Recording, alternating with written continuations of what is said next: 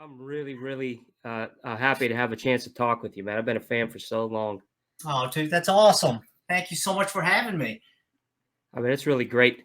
You know, uh, I've been a fan, like I said, since 1990. It's all Wow. started with this, man.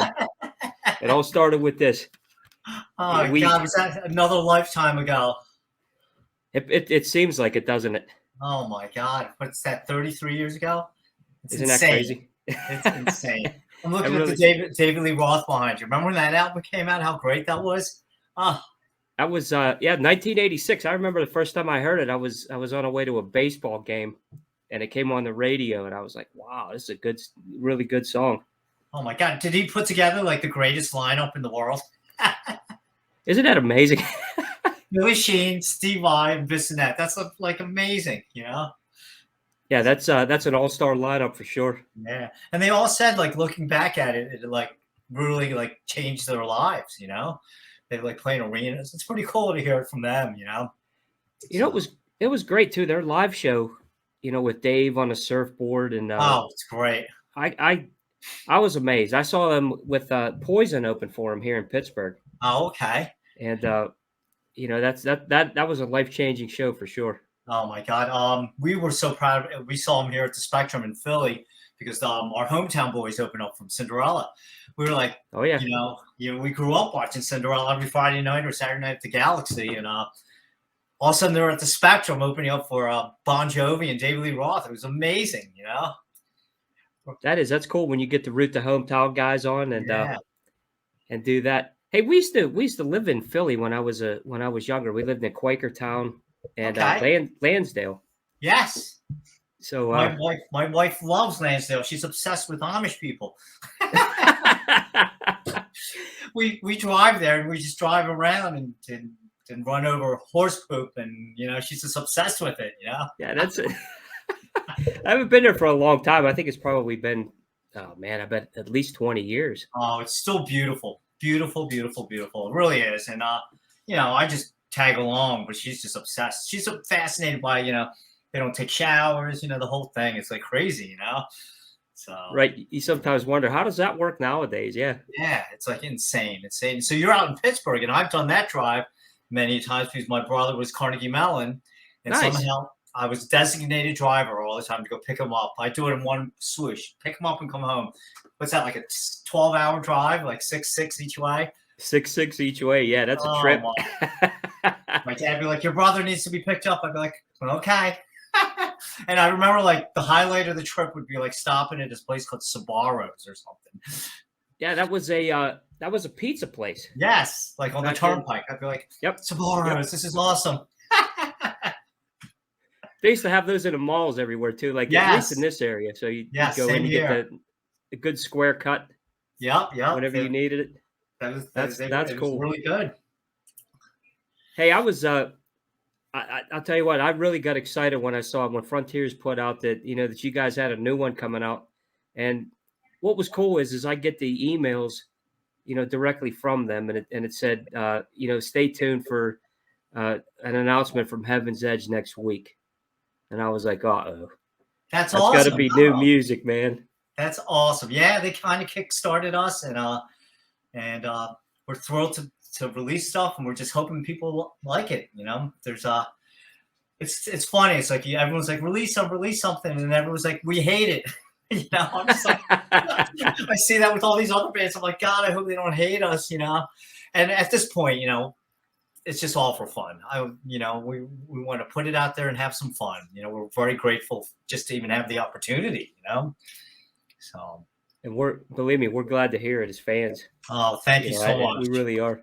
We're psyched. Then I think the first single came out was "Had Enough." That was last Wednesday, and Right. then on the 22nd, our second, it'll be a performance video that'll come out. It's called "What Could Have Been," and I'm excited Nice. about it. It really came out nice, the video, and then we'll do the third one will be "When the Lights Go Down," and we'll see where it goes. If we can get some gigs out of it, that'd be fun. That's all we want. Well, I'll tell you what, all the feedback so far, I mean, I've been, looking at the media and seeing, what everybody's saying and anything that I post out there, what kind of feedback are we getting? It's really good. I mean, everybody's saying, "Wow, that's a great song." You know, I can't wait for the Really? album to come Oh, out. Yeah, that's that's awesome. Okay, that makes me feel good. You know, because all my friends told me they like it, but I think they just say that because they're my friends.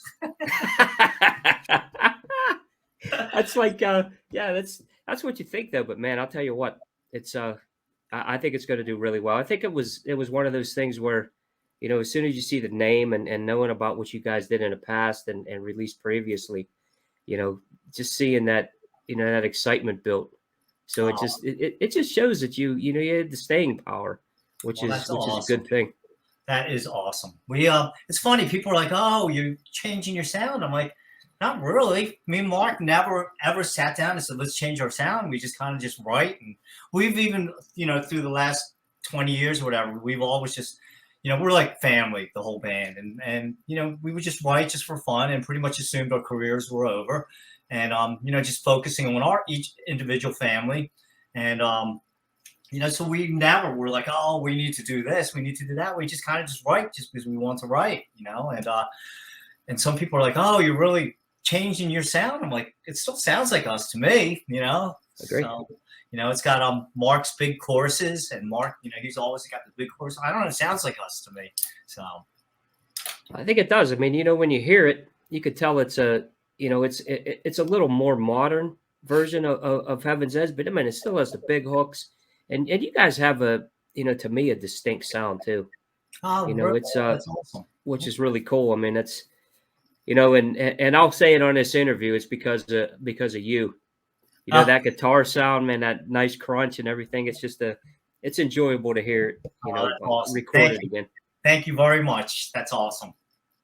Hey, you guys, you know, the new album drops on May 12th, and you know, I got my notes here so I can, Okay. you know, get the questions. But you know, it's the first release since, you know, Some Other Place, Some Other Time, which I also thought was a great album. I mean, That there was was a more lot of just, yeah, that was all just like, I'm you know, after having said broke up in '93, I just started teaching, and Lisa, my wife, was just like, "You got a call from Sweden from Magnus," and I'm like, "I better take it because I don't want to call him back." That's back in the days when you got charged for phone right. calls. I remember this. I don't know what it would cost me to call Sweden, and he's just like, "Do you have any leftovers?" And I was like, I got a closet full of leftovers. I think we wrote like 80 songs for the first record, and we demoed a Wow. lot of them. And you know, but they are leftovers. So I'm like, I was kind of disappointed at the time. I was like, cool, you're taking it. But now looking back, I wish we would have either gone in and re-recorded them, or like, you know, redid them, because they literally were demos. They were demos except for Rocksteady and Just Another Fire. They were left over from the first record. We recorded them for the first record, but like Jackie, some other place, everything was like a demo. And because after we left Columbia, we were showcasing for a Capitol, and that's when we cut all these demos with Jackie and all that. And you know, so when Magnus said, "Do you have any leftovers?" we gave them all to him, and believe it or not, we got out of nowhere. Sony Publishing was just like, those two first songs you owe us money on. I'm like, wow, what do they got? Like some guy there just like scoping every album in the world that comes It out. must be. It must be. Yeah. I was like, how did they even know it? And it's not even like I did it on purpose, you know. Like I figured, oh, that there are songs. Here we go, take them, you know. And here Sony comes after us. We're like, wow, they really got Wow. the radar out, you know. Yeah, that's crazy.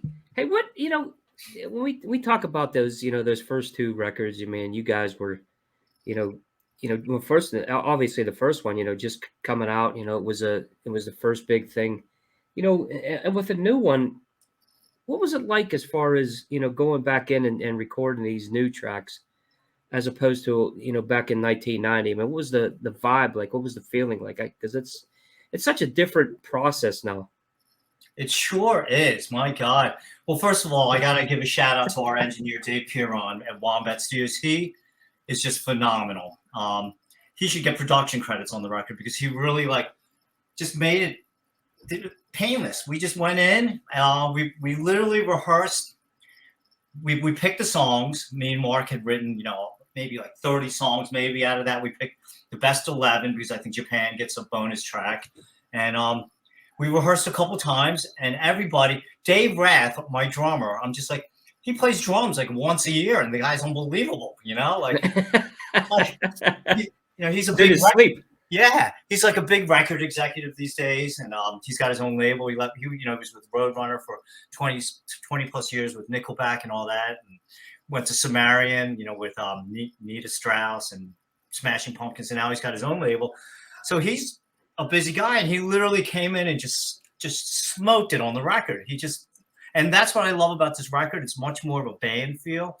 In the past, me and Mark would demo everything, and I would lay out the drums. I had my little boss, Dr. Rhythm, and I do all the drum fills, and the bass. Gigi would cut the bass. Everybody like followed basically what was on the demos. This one, there was nothing.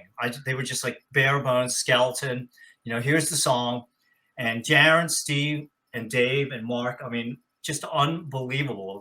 So this is much more of a band record than the first record, I feel, because everybody had input. There was no time for me to dictate to them now.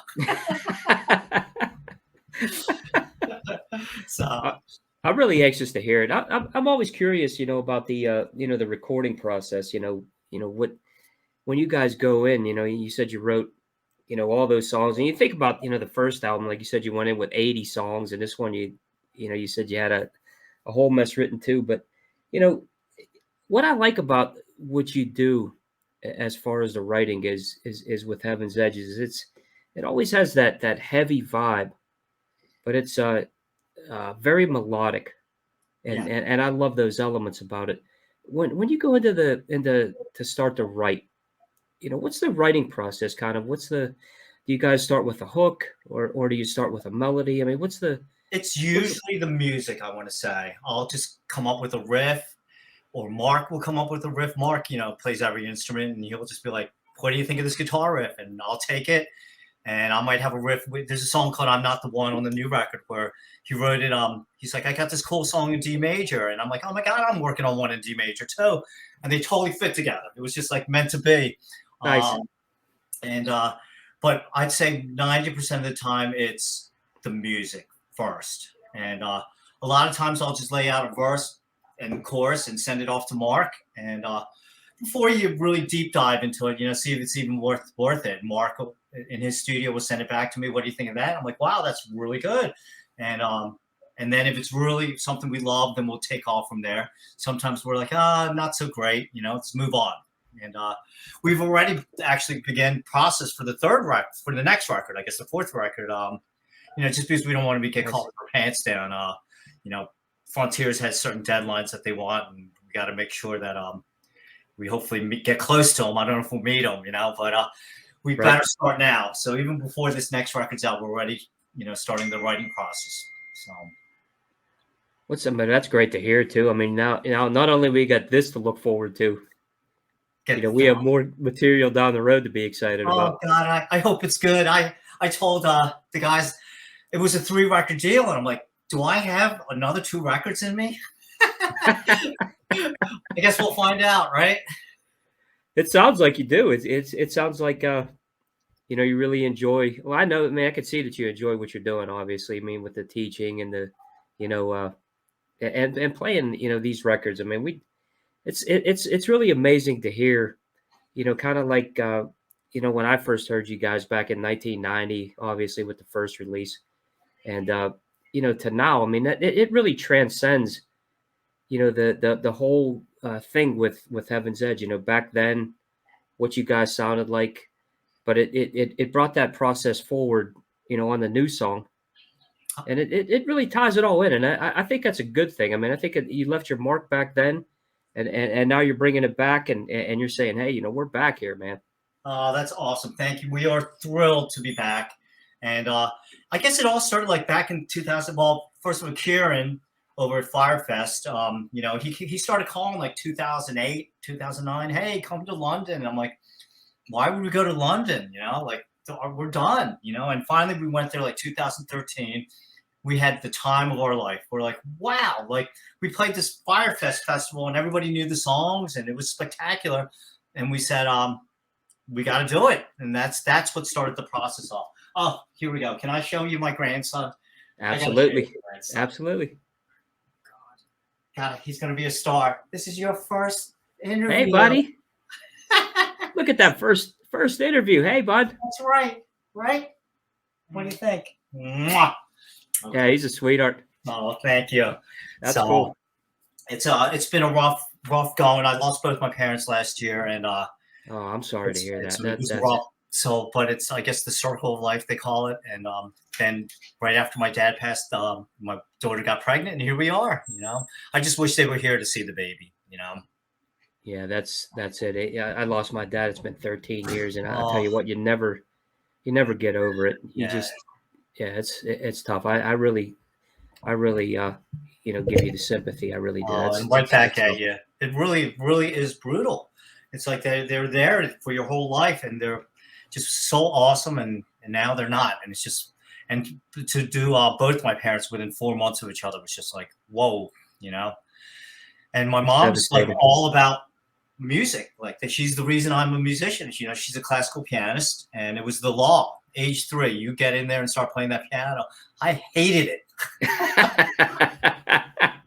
But now I'm like, thank you, mom and dad, for making me do that, because if it weren't for Right. that, I'd be working at Wawa. Not that there's anything wrong with working at Wawa, but you know what I mean. Like, Right. I know what you mean. I have I know no what you mean. skills. I didn't go to college. The only thing I know is music.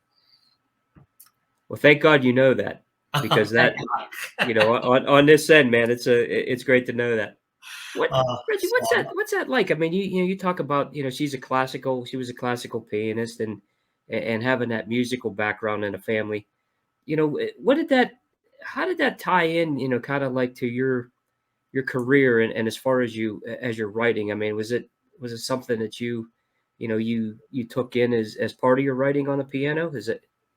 I think it. I mean, it all becomes part of you. They were strict about the piano. My sister's actually the prodigy of the family. She, at age 12, was touring the world. Here I am, like, 19 years old, playing the local dive down the street. And my sister's in Spain and Norway, Italy, China, like 12 years old, like playing like with an 88-piece orchestra. Uh, Nice. but my parents were really strict about music, and I guess it all ties in together. And it's funny when Cinderella was making it. And they're so blues based. Cinderella's so blues based. I Right. always, it's like, I wish I listened to the blues growing up, because there was none of that growing up in my household. It was all Rachmaninoff, Chopin, Beethoven. It was all classical in my house growing up. And Right. I think the furthest pop we got was maybe Simon and Garfunkel. I remember playing Bridge Over Troubled Water at one of my mom's recitals. And Right. that's about as rock as we got, but it definitely ties in. Obviously those are the greatest songwriters in the world, like Chopin. Right. He probably wrote those songs by candlelight, writing it down. Right. You It's know, amazing. it's just amazing. And so the key changes, the chord changes, like, I guess that all just comes part of you. And Mark is the same. We're all about like trying to at least keep it a little bit interesting. We're obviously not Chopin, or we're not anything is even close to that, but we try to, like, at least, incorporate, we're into key changes, and even like this Had Enough, we go from the D minor up to the G major, and just try different things just to, make it jump out at you. So I think the classical definitely, hopefully, played a little part in my life. And to this day, so I moved out of my parents' house when I was 16. I did not get a piano till I was 34. So for those 18 years, that's when I really just played guitar. But since 34, I'm 60 now. I drive my family nuts. I'm down there every day, just on the classical piano, and I'm just obsessed. I am obsessed with I'm doing La Campanella by Liszt right now, and Lisa's like, if I hear that song one more time, but I'm just like, I'm obsessed. I'm just like, it's like I said, That's these cool. guys wrote these songs by candlelight, and I can't believe how amazing these songs are. And so I'm back to classical piano. In fact, before this record and before Frontiers and all that, I was focusing way more on the piano than I was guitar, because piano is just one of those instruments you can just sit down and it just sounds beautiful on your own. Guitar, Right. at least for me, I need my guys, I need my band. Obviously you have the Tommy Right. Manuels of the world, and all these new guys who keep the drum beats going, and they're all amazing. Yeah, my students come to me, they're like, "Can we learn this Andy McKee song?" And I'm like, "Not for me. I don't know how to do none of that tapping stuff. I can tap like this, but I can't tap drum beats while keeping the music going." Yeah, that's amazing. Huh? Oh, aren't they amazing out there? That you brought up the classical stuff and how those guys did the writing and everything back then, and that's really not only the passion that they'd have to do something like that, but it really makes you look at how special this art really is, and what it does. I mean, it doesn't just hit people, as far as a surface piece like this. Hey, this sounds good, but the emotional piece to it as well. And I think that really says a lot about what they did back then. But like you brought it into your music, today. It's mind blowing. It truly is. Did you? And I just found out, recently that like For Release, that's Beethoven's most famous song. Da, da, da, da, da, da, da. That was not found until 45 years after he passed. They were like, I didn't know that. That's crazy. Cleaning out his apartment, and they're like, "Oh, what's this piece?" He just kind of like, it was like hanging around, and now it's like the most popular piano piece in the world. Like, really? Yeah, I didn't know that. That's amazing. It's 45 years after his death. And I actually have seen pictures. If you Google it, you can see pictures of his handwriting, and it's like, here, I got my little keyboard here, and it's like, you hear, like, you just see it on the piece of paper with his handwriting. You're like, oh my God, that's amazing. But the problem that I'm thinking is, are we just interpreting it like it is? Did he want it to be like, a death metal song?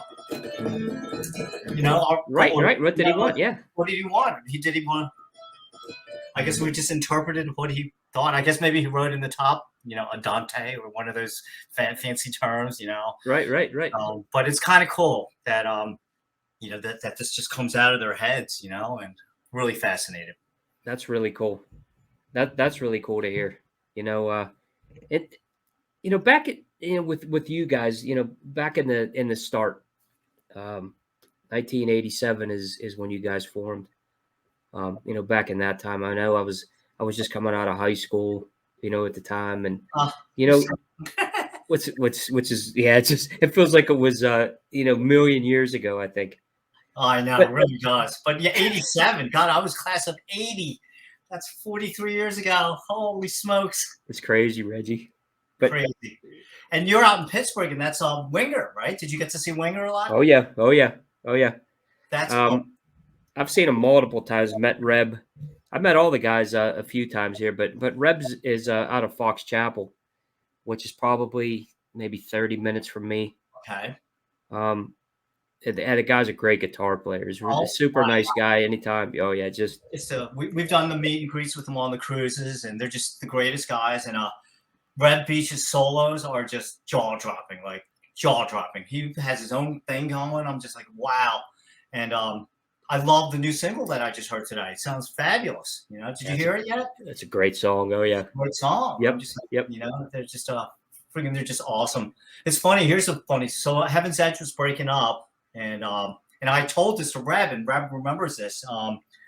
We were, we had dropped by Columbia. Things didn't work out with Capitol, so things were just fizzing out. And I think Paul Taylor had just left the band. He was their keyboardist, guitarist, and me and Reb were both with Ibanez, and through Jim Donahue, our Ibanez rep, he was just like, hey, Winger might be looking for keyboard player, guitar player, a secondary. So I called their management up, or they hooked me up with their management. I guess it was Doug Taylor at the time. And I went home that night and programmed all of 17, Madeline, and headed for a Heartbreak. I did all like Rod Morgenstein's intricate drums. I spent hours on it, sent it out. And the next day, Doug Taylor's calling me up. He's like, hey, you want to check, you want to try to see if this works? And talk to Red, talk to Kip. Kip didn't remember me at all. And, when I last mentioned it to him, but, it turned out that I think they eventually just decided to go 3-piece for that third record. Is that what it was? Did they ever go 3-piece or something like that? They just didn't have that extra guitarist or something. They did for Paul, I think they did. And then they brought John in. Right. at a So later time. Well, go ahead. Yeah. no, I was just like, wow, that'd be cool. Because to me, like, wingers just they're awesome, But I was a Right. little Right. bummed that Doug said you would not be really part of the band. You would just be supporting the rhythm tracks and keyboards, and you just be kind of like that support guy. Maybe it almost sounded like I wouldn't even be on stage with them sometimes, But at that Wow. you know but at that point, I would take anything, and Right. Right. just and who wouldn't want to just watch Red Beach every night. Exactly. On even from the side. Yeah, I'd be forgetting all my keyboard parts just watching them. You guys, right at that time, 1990 when that, when the first record came out, and we all know, with that, Cinderella blowing up and, Bon Jovi right there, in a next state over and Brittany Fox. But, you know, that kind of opened the door for you guys. But this is what I look at is when I look at this first album and say Cinderella's Night Songs and as a comparison, as great as that album was, I thought you guys were definitely in Oh, the ballpark, if not better, if thank you you. look at the overall release of the album. Thank you so much. I guess it just wasn't meant to be. I mean, it was a lot of unfortunate circumstances. George had gotten shot. Some crazed, this is back in '90 when very sadly shootings are common nowadays. It's like nuts. You always hear about, but back then Right. there wasn't any shootings, and we just had done a gig at the Empire Rock Room in Philly, and celebrating, that we just got a record deal, and some guy just came in and was waiting out in the parking lot, and George just happened to go through the door, and I learned that a sawed-off shotgun means it sprays you rather than Right. put a big hole in you. And me and Lisa, my wife, we literally had left 2 minutes before him. It could have been us, and Oh wow. and George did that, and that pushed our album back a little bit, and in that time, grunge came in and hit, and that was the end of us, even before we got started. Donnie Einer, to his credit, he came over from Arista. He was responsible for Whitney Houston's success along with Clive Davis. Came over to Columbia, loved Mariah Carey, rightly so. She's unbelievable. Hated Right. us. Brought in Alice in Chains, and they gave us the demos, to Man in the Box or the first record. I'm like, this is horrible. Like I'm like, this is terrible. Right. Now they're like one of my favorite bands. They really are one of my favorite bands. And Jerry Cantrell's Right. funny. The amp I use now is the Friedman Jerry Cantrell model. I'm like, so I'm using the amp of the guy that ended my career, but And he owes you. but it wasn't meant to be. And to Donnie's credit, I mean, look at here you are 30 years later. AIC, they're still relevant and they're still putting out great stuff, and he had that vision to see, and like I said, they're one of my favorite bands. And my brother Dave, my drummer, he was my brother-in-law for a little. He's married to Lisa's sister. He signed Jerry to a solo deal up in Roadrunner, and he just said he's the nicest guy. And Nice. and what a talent! What a talent! Yeah, I'm one of the few in this, at least in my circle of friends, that had a chance to see Alice in Chains live. They Wow, opened for Van Halen, and that was kind of like right at that time too. It was like in the 90, I believe it was like the 91 era was the Carnal Knowledge tour. Okay. And they opened up for him, and I was like, man, this is that was one of the better bands I think of that era, because Absolutely. I wasn't one of those guys that was a huge grunge fan, because I was like, hey, my guys are getting knocked out here. Yeah, right. These right. guys are taking over. Come on. But they were one of the ones, and I still continue to listen to them. I think they're a great band. Absolutely. I just watched this thing. I guess they won like almost like Seattle's Rock and Roll Hall of Fame, the MBOP or something, and it's fabulous. It's fabulous. It's a great tribute, like the Girls in Heart doing their songs and Duff McKagan doing one of their songs. I didn't know Duff played drums. Like you have to check it out. It's pretty cool. It's That's like cool. It's 2 hours long, and it's just a tribute to Alice in Chains, and all the Seattle musicians are performing their songs, and it's very good. So, Like you said, same here.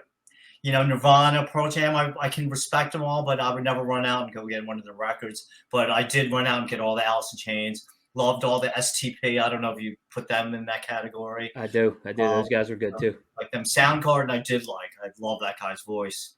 So sad. That was good stuff. But but the Screaming Trees. I mean, I loved all those bands, but not to the point that I like Alice in Chains more. Right.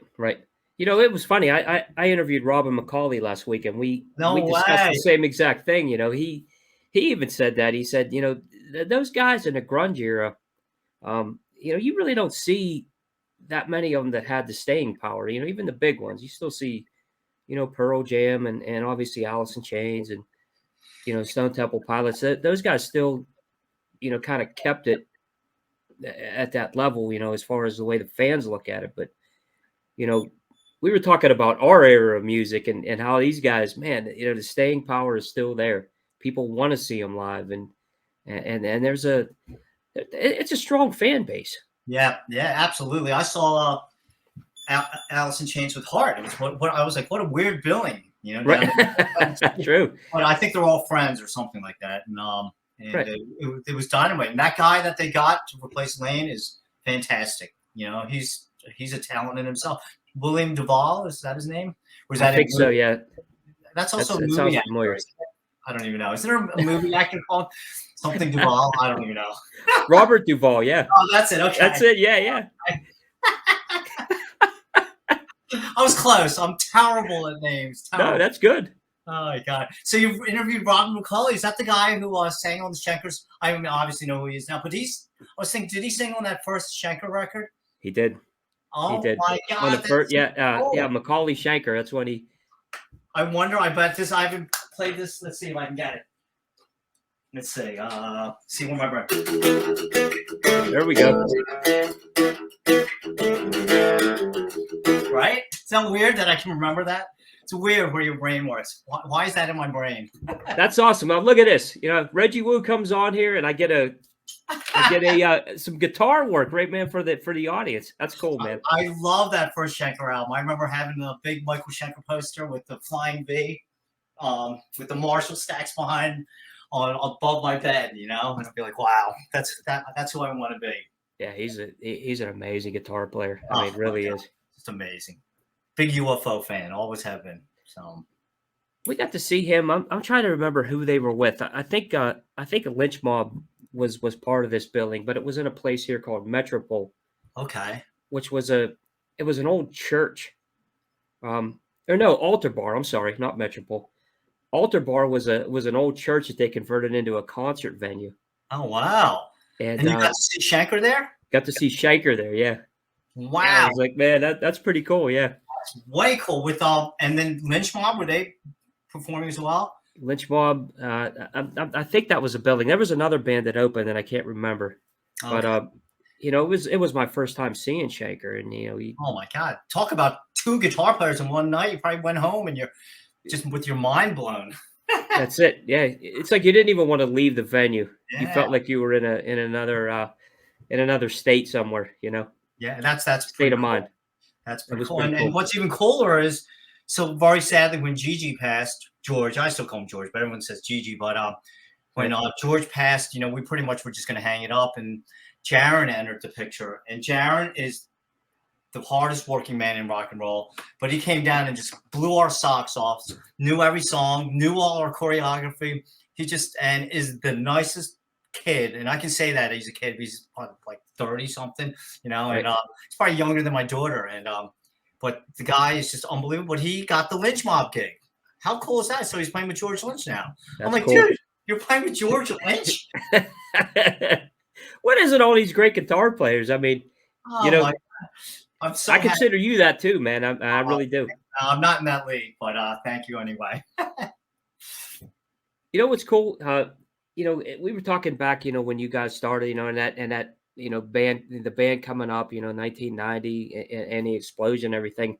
And I just read this, that you actually auditioned for Cinderella. Yes. Yeah. I'll have to tell us about that. I'll have to send you. It's funny. It's not funny now because I had done there's a movie coming out, or it's out right now, for Hammerjacks. It was one of the premier clubs that we used to play Right, down in right. Maryland. Just one of those clubs that made you feel like, okay, this is awesome. You know, the big Right. stage, bi-level. And so they came here and interviewed me, and they asked me about the Cinderella thing, which I tell you, but they also talked to Jeff, and the guy um, sent me both clips of me and Jeff talking about each other. And if I can dig that up, I'll That's send it to cool. you. It's really cool. And um, but Cinderella. So I was playing in a band called White Fox at the time, who is a great band. Right. Great Philly band. Mike Regina, Mark Chasen, Rick Anthony. There's good guys. And then I was replaced by a guy named Dave Lord, who's freaking unbelievable on guitar. But so I was just kind of not really doing anything. And Cinderella, you know, they get the record deal, but they were told that they had to get rid of Michael and Tony, which to me is just insane, because Michael and Tony were unbelievable. So unbelievable that they went on to get a record deal with Britney Fox. I mean, lightning Right. doesn't strike once, lightning struck twice for them. And that's how talented that they were, that they got a record deal 2 times, you know? So, That's crazy. so they were holding auditions, and Jeff talks about that. He's like, well, I'm not going on first. You know, I mean, I'm not going on after Reggie Wu. I'm going on first. So Jeff says, you know, he plays. And he said, I put a chair right in front of him and stared at him. And that is not me. If you know me, I am the least. I don't intimidate anybody. Like, that is just not me at all. So Jeff's like, he put a chair right in front of me and tried to intimidate me. And so Jeff went and played great. And I was in my Yingwei phase right now, you know, and it was like, nobody's full as fast as I could, you know. Right. And it was horrible if you think about it now, you know. And Jeff fit the bill perfectly, got the gig, deservedly so. He fit the band 1,000 times better than me, and I'm really sad that he's not here anymore. And Right. you know, but they showed all of us that, wow, we can get a record deal out of here. You know, prior to this, you know, we had Ronnie Cafield, another great guitar player, and Barry DeBenedetta, and you know, they moved out to London, England, to join Wasted with Pete Way, and you know, they joined Wasted, and then you had like John Corabi and Jimmy Marciano, who played with us for a little bit, and Frank Smecca and the Iezzi brothers. They moved to California, and at that point, I was just like, oh, I guess you got to move somewhere to make it. You can't make it out of Philadelphia, you know, and Right. but Cinderella showed us that you can, and then Britney did it. Bon Jovi, you know, they all played this place around the corner down the street here called the Galaxy. If you walked in the bathroom to go to the bathroom and you came out with your feet wet because the urinals were all pouring over, you know, it was disgusting. And I mean, but what a place. Bill Hague, rest in peace, gave us all a chance. Philadelphia is a very cover-based town, the tri-state area. And it's kind of depressing. You go, you know, back then you would see these cover bands playing these rooms with thousands of people going crazy for them. And, you know, we'd be playing the local dive around the place for, you know, 50 people doing our original music. But it paid off in the long run, because I think you can get caught up in that cover circuit. You know, you're just doing cover music. And the best advice I ever got, I was in a band called Warrior. My singer, Joe Capriati, who I'm still friends with, he said, do your own thing. Don't bother trying to, you know, be the next Randy Rhoads or Eddie Van Halen. Not that I could ever even be even near that.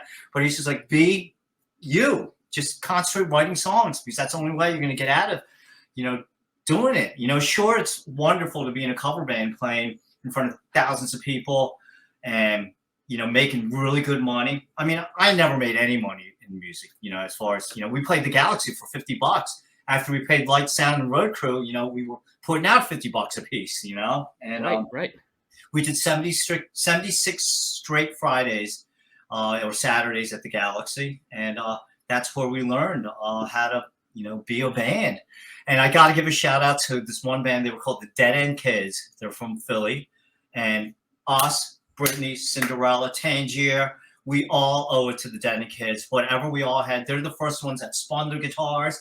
They're the first ones that kicked, you know. Right. They showed us this is, they were our motley crew. They were like, you got to put on a show to keep people interested. And, we'd go see the Denning Kids, and mind blown, and so Cool. got to thank them. And but getting back, Cinderella, getting the record deal, and really blowing the doors open, really opened the doors for all of us. That's a good thing that happened too. Oh my God. You know, and being that close to us, and me knowing the little bit about the Philly area, but it was always good to say, hey, look, these guys are in our state. This is who we're pulling for. Yeah, Pulling for. But it was really awesome that they did that. And just even like there was a I guess it was called The Hard Report, based out of Jersey here, and they did an article on us, like, oh, this is the next big thing out of Philly. You have Cinderella, Brittany, and before you knew it, we had all these labels like coming after us. And we did a show at the Trocadero, and normally these shows, our management invited, 7 labels, and they're like, guys, if we get a secretary from one of the labels, we'll be lucky. And because of that Hard Report piece, our management popped their heads in our dressing room before we went on. They're like, all 7 labels are here, and it's the main players from each label. Aziz from Atlantic, wow. Margot's from Columbia, Kaplan from Epic. Like, they were all there, and they all know each other. And that night we got verbal offers from all 7 labels. It was like, wow, that's amazing. Dream come true. Of course, we picked the wrong one, but that's another story now. You never know. I mean, that's back then, it's, to have that though. I mean, just to say this, the status that you guys were at that point. Oh, it was 7 there, man. It was a dream come true. And it's like, and I was just joking about it. We picked the wrong one. I mean, Columbia was fantastic, but like I said, to Donnie Einer's credit, he knew that we were on the way out. Us weren't. We're out, and Alice in Chains were in. I remember they signed some Toad the Wet Sprocket. I'm like, Toad the Wet Sprocket, what is that? And yeah. They're a great band too. Yeah. Like all these bands, they're great in their own way. But he, to his credit, saw that hair metal. Unfortunately, that's what we were a part of, because we tried to do our hair as big as possible, and all the way out. And now, looking, like, people bring me these Metal Edge magazines. Oh, look what I found, and I go through it. I'm like, well, now we know why we all didn't succeed, is because we all look exactly the same. Really, you couldn't tell us from Hurricane Alice, or whatever. You couldn't, we all were trying to look like girls, or I don't know what we're trying to look like, but we all look exactly the same. It was part of that era though, Yes. I'm sure that's what the labels wanted too. Hey, look, we want guys to look like this. They had the sound, but I guess. But now looking back, like, wow, that's why, when grunge comes in, they're wearing flannel shirts, and they're no longer, they look like men again. Then that's, I can see why our type of music, it was just too much of the same thing. All of us bands were doing the same exact thing. Right. And so I get it. And but it comes around. Now I see all these bands, Faster Pussycat, Elegance, they're all doing great again. I'm like, this is awesome. It's making a comeback. When we talk about that, that you guys hitting at that time, do you ever look back and say, man, what if we brought this first album out in 1987 or 1984? Man, you just imagine what you guys would have been. Because I mean, I honestly got to say this, Reggie, this album is awesome. I mean, I've been listening to it, as a steady for 30 years now or whatever. Wow, that's awesome. Thank you so much. Great. I mean, at the beginning, there was a lot of that, like, oh, what could have been, and in fact, that's what the next single that comes out on the 22nd, the song's called What Could Have Been. And it's not what could have been, oh, we'd be rich like rock stars. It's backwards. Had we become successful, we wouldn't have our families, because times were really, like, I was traveling all the time. We had a baby. My wife was raising the baby by herself. We would definitely, we're headed the wrong way as a married couple. And I wouldn't have my 2 boys. I wouldn't have my family had we not failed. So I'm kind of glad we failed, and that's Right. what the song Right. "What Could Have Been" is. It's like backwards.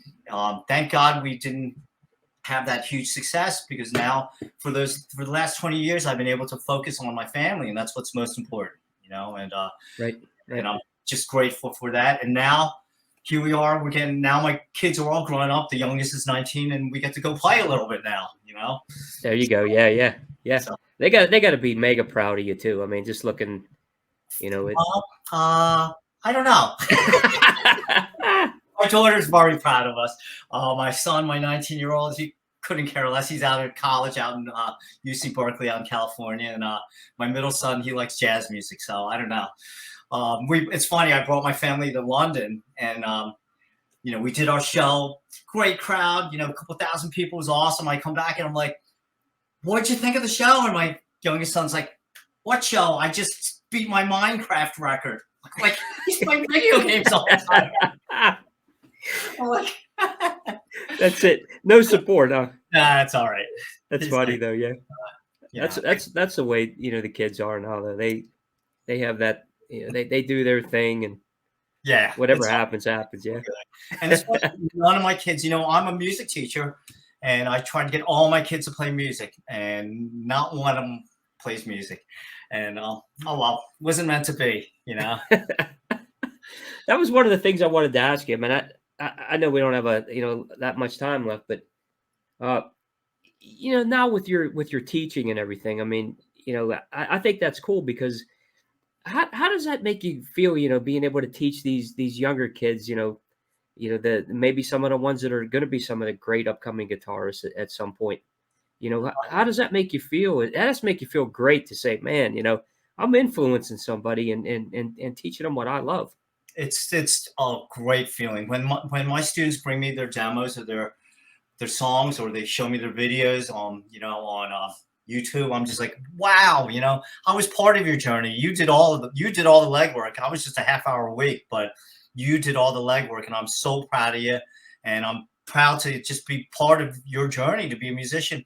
And I love that a big portion of my students are still playing music to this day, whether it just be, an acoustic guitar in the corner, but they still play. And that makes me so happy, just to know that. I mean, but I've taught some killer guitar players, like kids that just were better than me when they came to me. Zach Lepresti, Sam Gutman, and Alex Side. They're just at Matt House. They're just great guitar players. And you just like, wow. And they're all like in bands that are successful now, That's and cool. it's a whole different world as far as like what success is. Some of my students, I'm just like, oh, we had a great night. There was 45 people there last night. And I'm like, wow, things sure have changed. It's not Right. It's not the same thing where people are just flocking to go see you.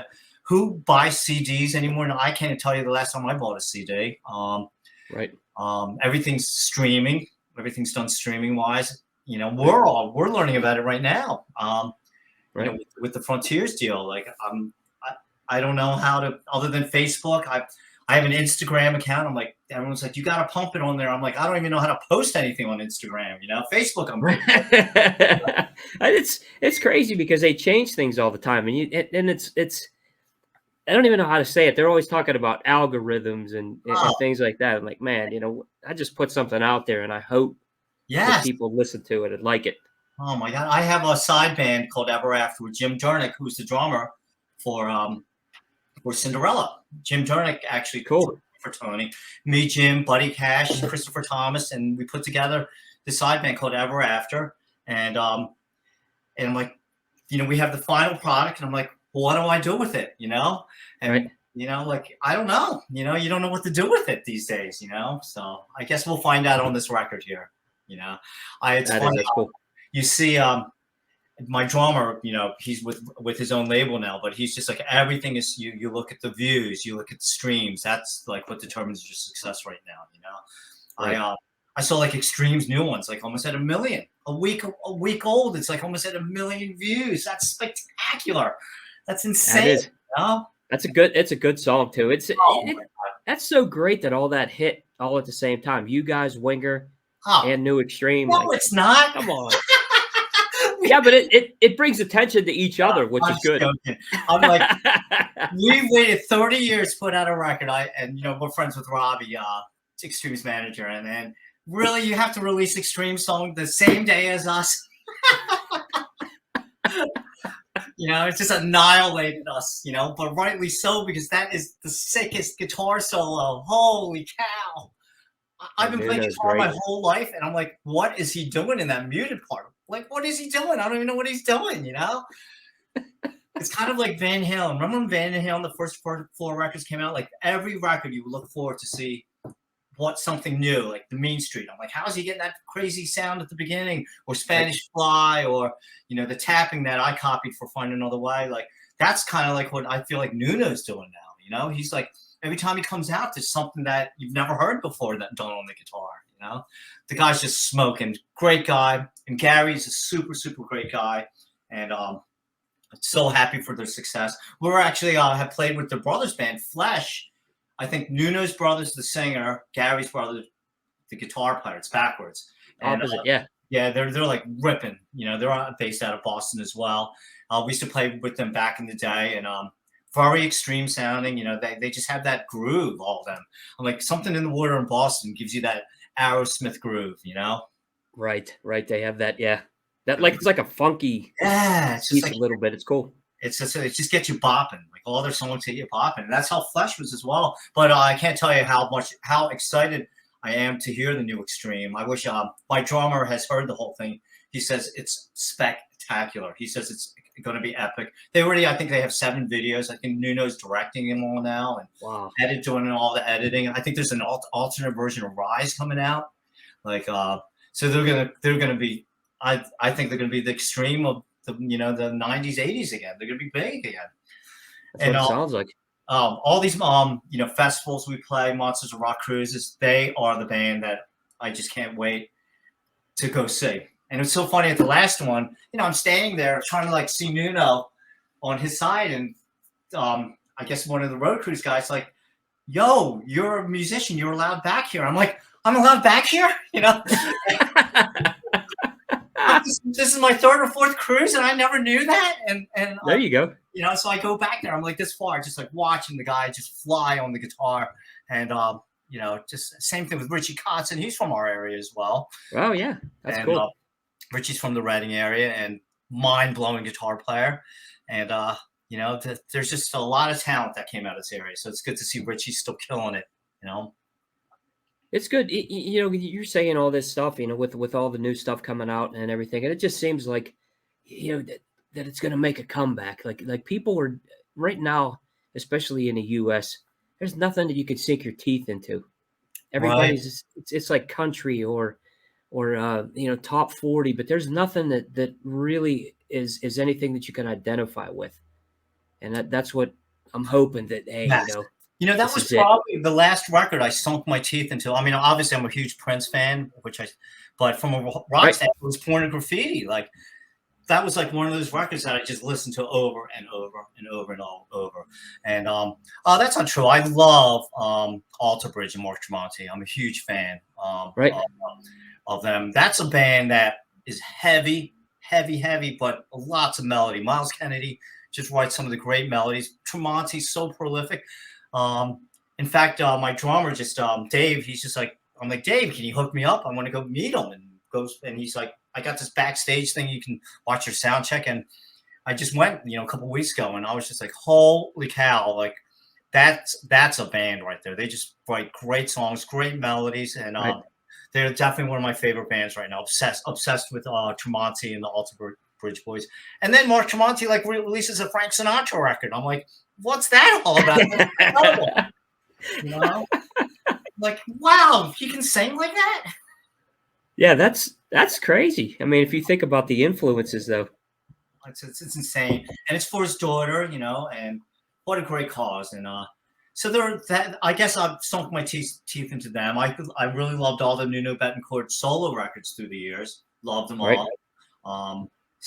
But like you said, maybe we'll see a lot of these bands come back and release some records right now. We'll see, right? I don't think it'll ever reach what it was, but who cares? At this point, it's just about having some fun, You know, hopefully Larry, get us on the next cruise. I think we are doing the cruise next year, but we, you know, That's great. I see these guys on the cruise. They're like 24/7, like rocked out. Like it'd be like 99 degrees, and the guys in kicks are in leather. I'm like in my, Oh. I'm like in my little bathing suit, you know. Yeah, how can you wear leather, man, at the 90 degrees? That's tough. They just look rocked out 24/7, and I'm just like, Right. oh God, I never was good at that whole thing, image thing, you know. You guys do put on a good show. I mean, I watch, the live stuff that you've been doing in most recent stuff. And it's cool because, it's not just like a bunch of guys standing there, like statues. You guys are still moving around on the stage, Trying getting our the best. crowd involved. It's awesome. That's Who good. wouldn't want to do that? You know, who Right. wouldn't want to go up and like act like an idiot for, for an hour? It's just the best feeling in the world, just jump around and, I'm so happy to do it. We can't move the next day, but it was fun for that hour. The wheelchair tour is coming up. Our kicks will be in the wheelchair. Like, Hey, we'll still be listening, man. okay. Believe me, we'll still be listening. So is there any plans, for you guys to do shows with this? I know We're you were talking about there might be some shows this summer. We might fill in here and there for we did that Skid Row warrant thing with Firehouse, who by the way, the guitar player for Firehouse, Bill, I never knew him. What a nice guy. What a Bill, great yeah, he's really good. Nice, what a good great guy. band. And Good player. we played with him, a couple months ago. And so we might get to do some of those things, I just heard Cinderella, Wenger, and Karabi are out there. We'll throw our hat in the ring, say, hey, if you need a fourth band, we'd love to be that fourth band, So we'll see. But I know that we're playing. The only thing we have booked right now is we might do a record release party, doing something at M3 in May. That's the Maryland gig, Merriweather. But that's nothing cemented there. There's talk of us maybe doing something down there.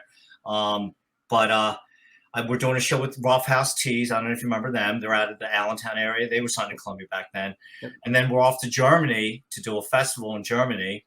And I think that's it just for now, but we'll see. We'll see. We're Frontiers. I heard they have a festival in Milan. I'm like, please invite us one day, whether it be this year, next year. I would love to go to Milan and see Italy and play there. But we'll see. Nothing. I guess we'll see when the record comes out, and we'll see the response, and hopefully it'll be good, and maybe they'll consider us for some of these gigs.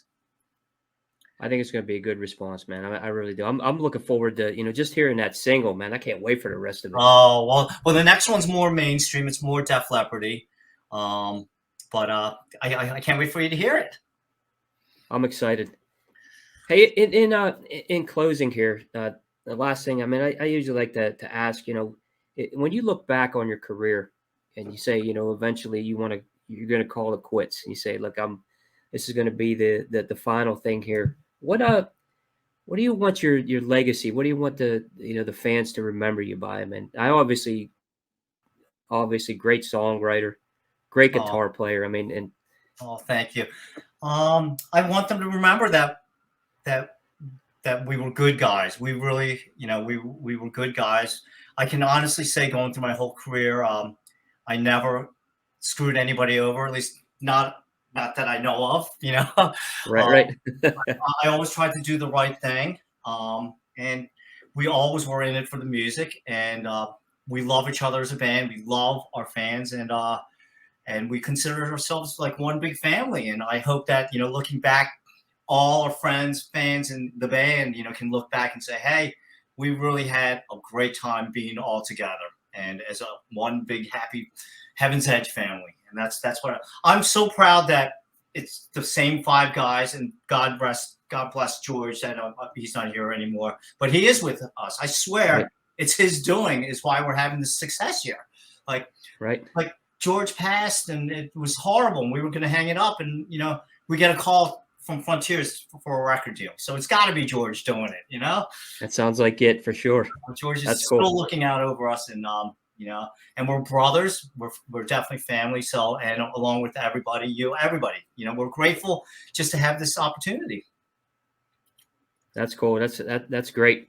I mean, I personally want to thank you too for this ties back to my life, and I know so many other people's lives, but you know, the memories of what this music brought and what it continues to bring is I appreciate it, man. It really comes from the heart. Thank you.